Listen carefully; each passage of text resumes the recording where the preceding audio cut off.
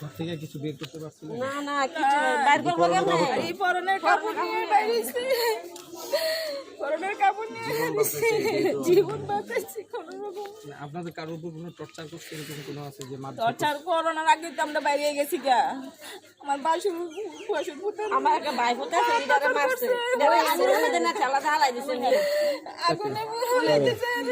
তারা আগে তারা বলতে তুই হিন্দু না মুসলমান, আচ্ছা বলছে তো আমি মুসলমান, তো দেখতেছে পরিস্থিতি খারাপ মুসলমান কোয়াতে বলছে তাহলে এটা ভাঙ এর থেকে ভাঙার দোষটা আর কি। আমি কি করবো, পরিস্থিতি আর শিকার হওয়া লাগছে। তো তোমাদের কি করছে একটু বলো তো বাবা।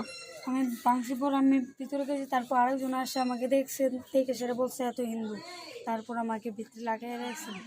মানে তোমাকে ঘরের ভিতরে দরজা আটকে বন্ধ করে দিছিল, তারপরে আমি ওই দরজাটা ভাঙছি, ভাঙা সেটা ভাঙা পরে বের হয়েছে। মানে তোমাকে ভিতরে রাখে আগুন ধরিয়ে দিছে। এখান থেকে এখন আর চিনতে পারছো কারা এটা করছে? না। চিনতে পারো না?